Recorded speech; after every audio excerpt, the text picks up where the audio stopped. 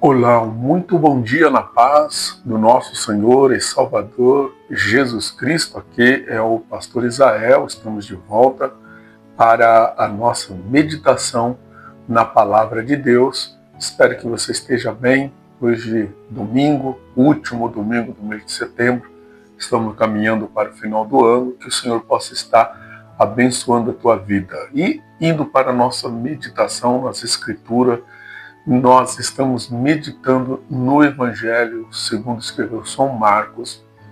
Hoje nós estamos no capítulo 13, vamos analisar esse capítulo à luz da palavra de Deus. Esse capítulo, 13 do Evangelho de Marcos, ele é reconhecido como o discurso escatológico de Jesus, onde ele aborda os eventos futuros relacionados à destruição do Templo de Jerusalém, sinais do final dos tempos e a importância da vigilância. Este capítulo ele vai ocorrer em um contexto de crescente tensão entre Jesus e as autoridades religiosas, enquanto ele se prepara para os eventos que culminarão em sua crucificação.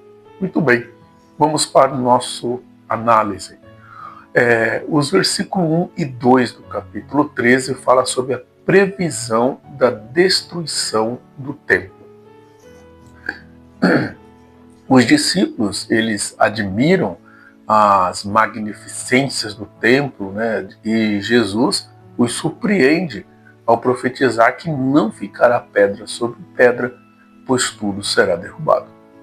Esta profecia de Jesus reflete a iminente destruição do templo que ocorreria no ano 70 depois de Cristo, com a invasão romana. O templo, que simboliza a presença de Deus e o lugar de adoração, seria desmantelado, enfatizando uma transição da forma como Deus se relacionaria com o seu povo. Os versículos 3 a 8, então, fala sobre os sinais dos tempos finais. Enquanto Jesus estava sentado no Monte das Oliveiras, os discípulos perguntaram sobre quando essas coisas acontecerão e quais serão os sinais do fim. Jesus os adverte sobre a vinda de falsos cristos, guerras, rumores de guerras e catástrofes naturais, dizendo que tudo isso é apenas o princípio das dores.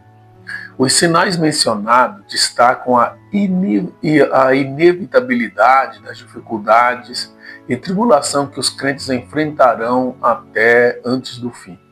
Jesus adverte contra a desilusão e o medo que podem acompanhar esses eventos, destacando que a fidelidade a ele é fundamental durante esses tempos de crise. Aí os versos 9 a 13 desse capítulo 13, né, fala sobre as perseguições e testemunho. Jesus, então, ele preconiza que os discípulos serão presos, levados a juízos e perseguidos por causa do seu nome. Porém, ele assegura que isso será uma oportunidade para dar testemunho. Esta passagem, ela enfatiza a soberania de Deus mesmo em meio à perseguição. Os crentes são chamados a permanecer firmes na fé e a usar as dificuldades como plataforma para testemunhar a verdade do Evangelho. A perseverança na fé será recompensada. Os versos 14 a 23 vai falar sobre a abominável desolação. Jesus menciona a abominação da desolação em locais sagrados e exorta os que estiverem na Judéia a fugir para as montanhas. Ele descreve grande aflição e alerta para não serem enganados por falsos profetas. A abominação da desolação pode referir-se a práticas idólatras dentro do templo e simboliza a totalidade do desvio espiritual do povo de Israel. Essa advertência leva à necessidade de discernimento e integridade espiritual em tempos de tumulto. Ainda os versículos 24 a 27 fala sobre o retorno do Filho do Homem. Jesus delineia eventos cósmicos que precederão sua volta, onde o sol se escurecerá e os astros cairão, e em seguida o Filho do Homem aparecerá nas nuvens com poder e grande glória. Essa descrição sublinha a majestade e autoridade do retorno de Cristo, contrastando com a humilhação da sua primeira vinda. A menção do apelo aos eleitos revela a natureza da salvação e a esperança do remanescente fiel, destacando a certeza do retorno de Cristo.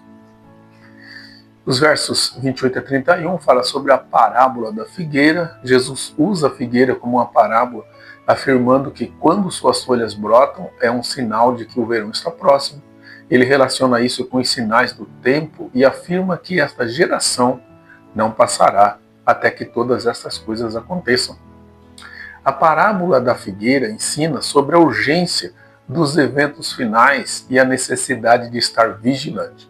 A frase "esta geração não passará" foi interpretada de várias maneiras, mas destaca a certeza e a proximidade dos eventos profetizados. Marcos, ainda capítulo 13, versos 32 e 37, mostra a necessidade da vigilância. Jesus expressa que ninguém conhece o dia ou a hora da sua volta, nem mesmo os anjos, só o Pai. Ele exorta os discípulos a permanecerem vigilantes e prontos, usando a parábola do porteiro, que deve estar atento a qualquer momento o mestre retorna.